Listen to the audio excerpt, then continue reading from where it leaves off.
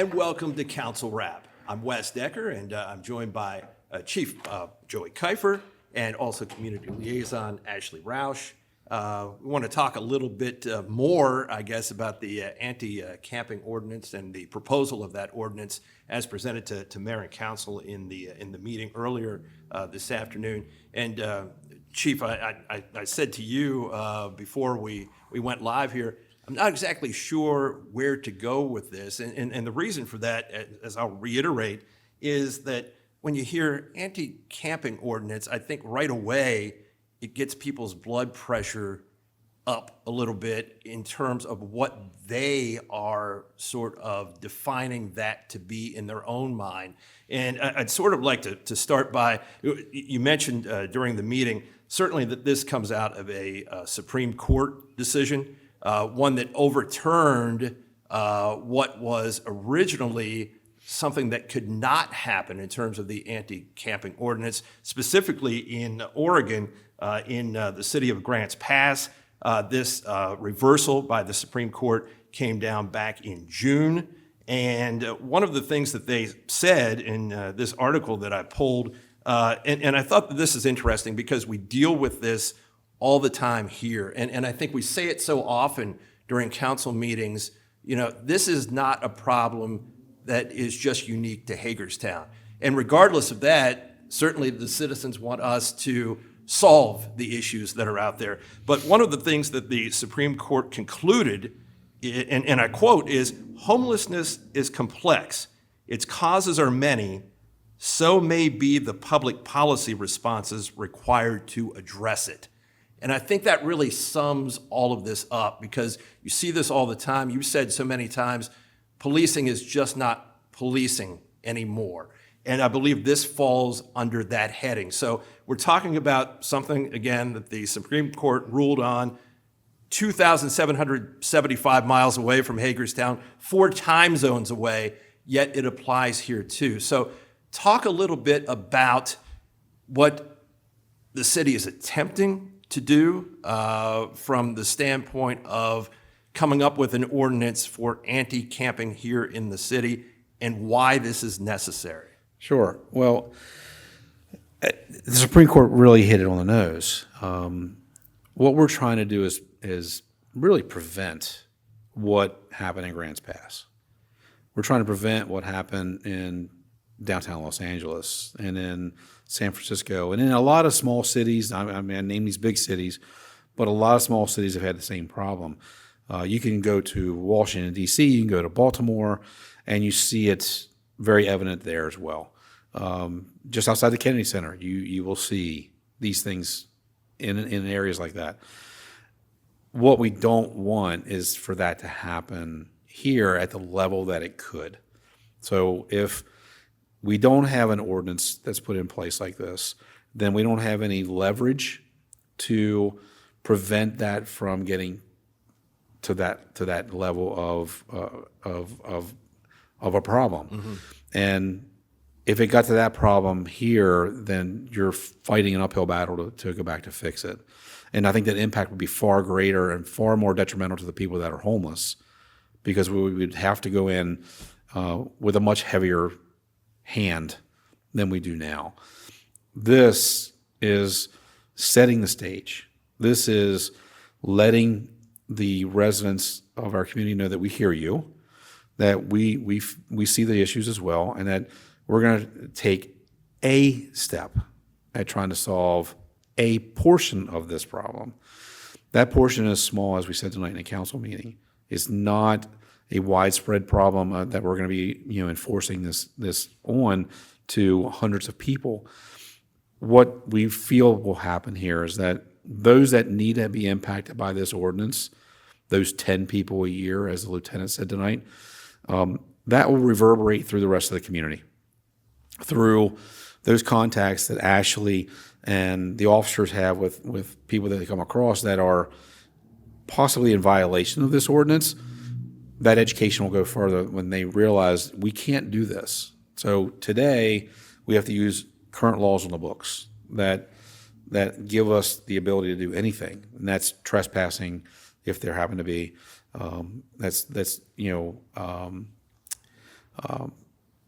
any kind of loitering laws that they are disturbing the peace. As the lieutenant said, blocking free passage if you have to step over someone to get down a sidewalk. But not every time is that like that.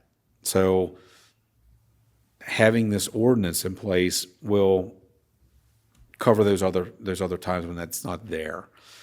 We have a lot of times that we go into campsites that are on city property that are along our tributaries, the creeks and the streams and stuff. And as Ashley pointed out, at the council meeting, come this time of year, we might find that campsite that we realize is there takes dump trucks to go in there and clear that out. We've had the problem down by the old light plant you and I talked about earlier. And for a very long time, we were dealing with that problem. And she was down there helping with that. Propane tanks, I mean, just the danger of how they were being used by the people that were using the campsites down there. Something traumatic could happen. So safety, security, all the imagery stuff, people feeling safe, cleanliness issue that the council has talked about, all that is really part of this. And the reality is that as much as we in the police department, using Ashley and the men and women that do that social work that I've talked to you about over and over again, there still needs to be the policing part of it. There still needs to be a part that allows us to do that part. So I think the council was trying to wrap their head around what that looked like to them. Ashley and I talked about this earlier.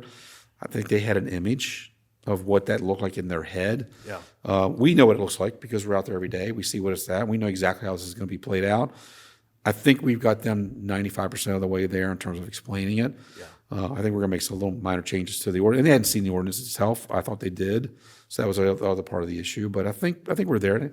I was very pleased with how tonight went. Well, I think part of it is it's so difficult because this means something different to almost everyone. As you sort of alluded to, everyone interprets it a little bit differently. We get a different image in our head. And Ashley, if you could talk a little bit about, what you've experienced and why this will help make a difference. I mean, certainly the chief has gone over sort of the high level view of this. And then the other part of it is, and this was mentioned during the meeting, the support that you've heard from some of the social organizations, because there were certainly concerns expressed by some council members about the individuals who would have to be, quote unquote, moved along and things of that nature. So give us a little perspective on that from the world that you operate in. Yeah, I mean, I think it really does take a village to do this work, not even just within city government.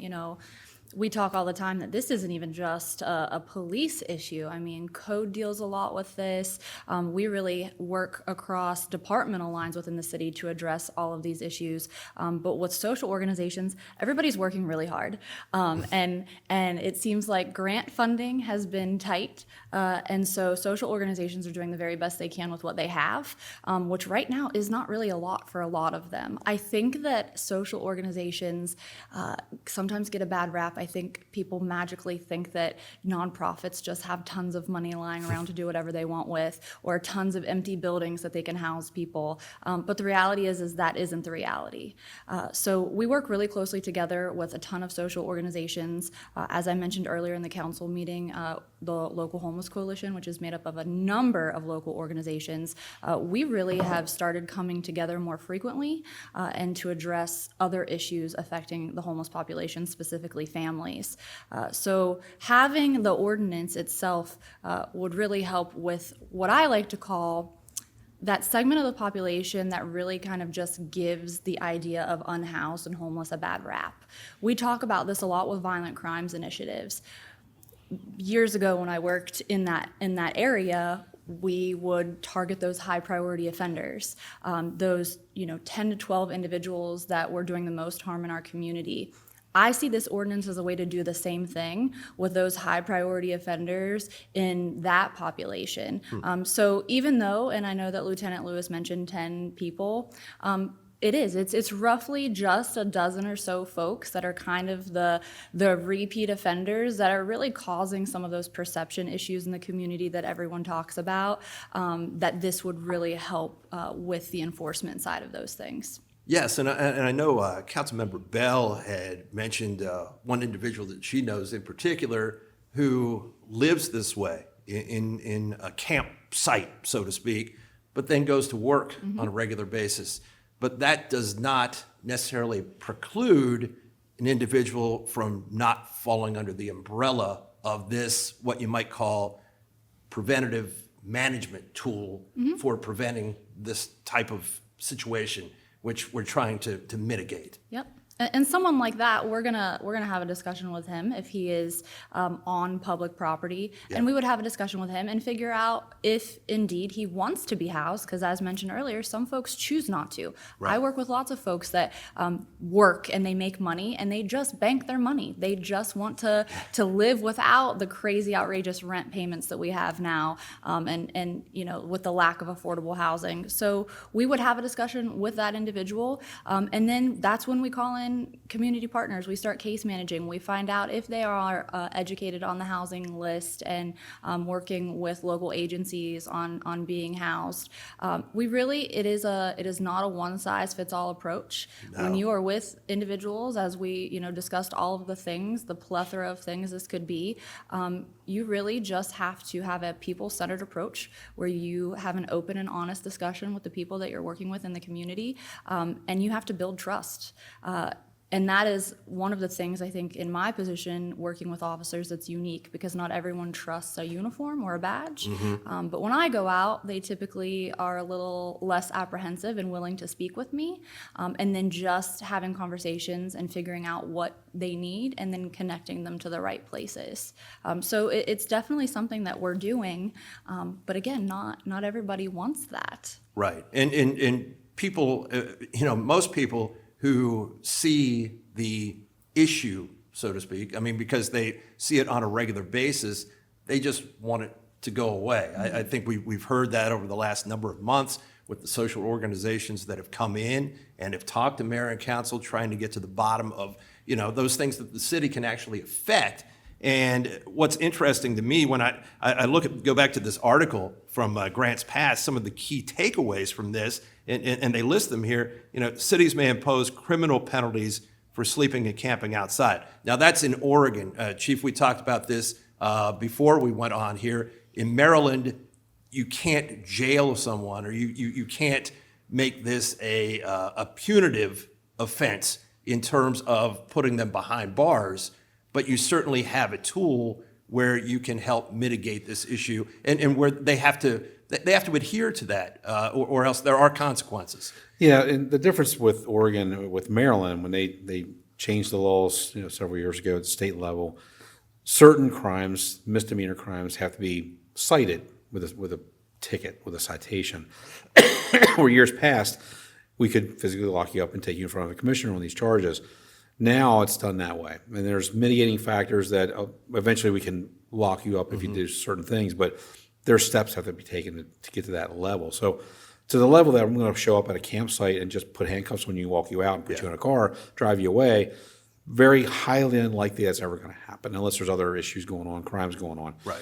So you're going to get issued a citation, you're going to be made to leave, and then if you refuse to leave, if you say I'm not going anywhere, I'm not going to get, now you're stepping into that realm where I can physically lock you up. But generally speaking, everyone will comply, for the most part with that, with the exception of a handful. And so it's not going to solve the problem. As Ashley said, it's that real small percentage of highly visible that it's going to hopefully have an impact, a positive impact on. I also see using the system, the judicial system, as a tool. If I can cite you for this ordinance and get you in front of a judge, and your issues are you just don't have a job, you don't have the skills, you have issues why you can't be housed, you've got eviction issues, you've got some mental health issues, or you got addictions issues. The judge, being in front of a judge sometimes will have a positive impact on you because they can impose certain criteria on you so you don't go to jail, so you don't have to pay those fines. And as long as you start to get in that process, and sometimes it takes a little boost. Sometimes it takes that parent, so to speak, to crack the whip and say, you're going to go to your room and you're going to read your books and you're going to do your studies, because I'm telling you that's what you got to do. to get them to do it. Sure. And once you get them on that path, then hopefully they stay on that path and they have a better chance of success to get out of that lifestyle. Those that don't want to change aren't going to change. No matter of an ordinance, no matter what Ashley's doing, no matter what our community partner's doing, there are some people that just don't want to change. They're going to do what they want to do. This gives us at least an ability to deal with them real time in a moment when the community says, I shouldn't have to deal with that. I shouldn't have to see that. I shouldn't have to step over them to get into my business. I shouldn't have to walk around them to get in my home. I shouldn't have them out behind my house, on public property, running a campfire because I'm afraid they're going to set my house on fire. They're going to set the woods on fire behind my house. Those are real dangers and real issues that people face. And no matter what anybody's issues are on the homeless issue, that still has to be taken into account. Right. Those are still people that have a feeling of victimhood because they have to deal with it every day. And that's what I try to remind myself and those that come to me and talk to me about this. If you had to step over somebody every day to get into your business, do you think that's fair to you? Right. I'm not saying the person that's sitting laying in front of your business is a criminal, but if they're refusing help and they're doing it repeatedly, then we have to have some kind of a solution to that. This is just one component of that. That's all this is. Yeah, and there was some apprehension, Ashley, about the language in the ordinance. Ultimately, as long as that satisfies the legal needs, does that really matter that much? Yeah, I mean, I think laws are subjective. Policing can be subjective. You mentioned earlier, things are up for interpretation. We all don't interpret the Constitution the same, but somehow it's still here. It still works. So I think that, and it was discussed tonight, we as a government entity can be flexible.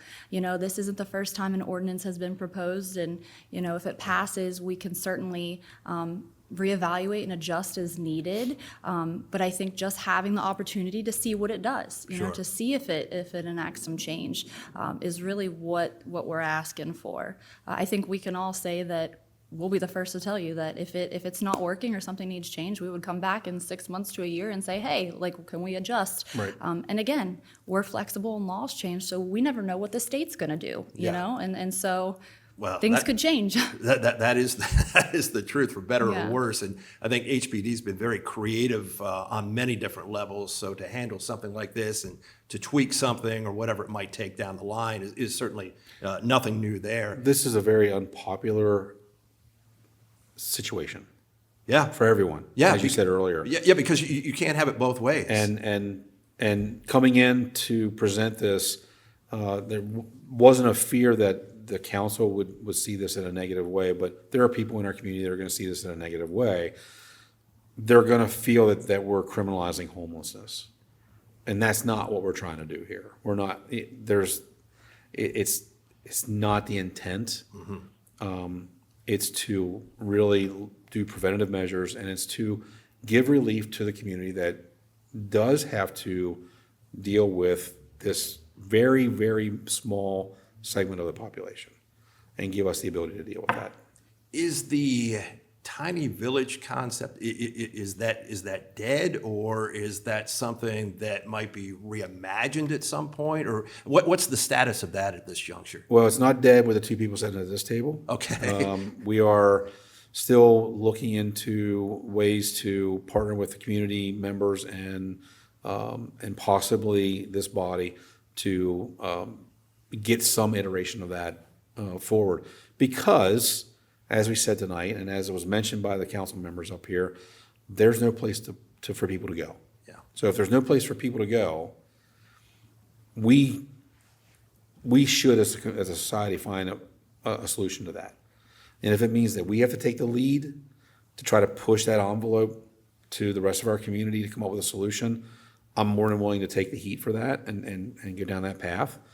What that looks like, how we get there, that's the part we're at right now. But I know from the two of us sitting up here, we've never let that part go. Yeah. And I think that's the missing component when we talk about the Sarasota model. They have a lodging out of doors ordinance that, was largely conceptualized. This one was largely conceptualized on that. And you know, in addition to having the civilian staff that work with officers that case manage and do the court thing and follow up, we can still do all of that. But that missing piece is that the city also does provide shelter. So, and again, we have awesome community partners that provide shelter, but again, they do it their way, on their terms, which isn't necessarily all year round, or it excludes men, or it includes only men. You know, everybody has a different model. Or it has federal rules associated too because of the money that they get to run it. So Yeah, there's so they have to stipulations. adhere to those guidelines. Right. So Which doesn't completely align with our needs, Right. with what we're trying to do. Correct. It doesn't play well with everybody else, so Right. then you Right. don't get that collaboration Right. that would be so beneficial to get us to where we really want to be in all of this. And that's not a criticism to the partners. That's No, just that's- the regulations. that's that reality. That's Right, the that are regulations placed on that's them based that's on put on the funding. money Yeah. that they get to be able to do those things. Yep. So what's what are the next steps with the ordinance? What happens next? We'll kind of wrap this up with. I'm going to get a copy of the draft ordinance that Okay. that the city attorney drafted for us to the council, and we're going to go back. We'll meet, and a couple of the things that were brought up in here, we'll go back and review what was said. We'll go back and watch it, make sure we got everything that they said, and we'll tweak it around a little bit, and we'll come back in front of the council and see what happens.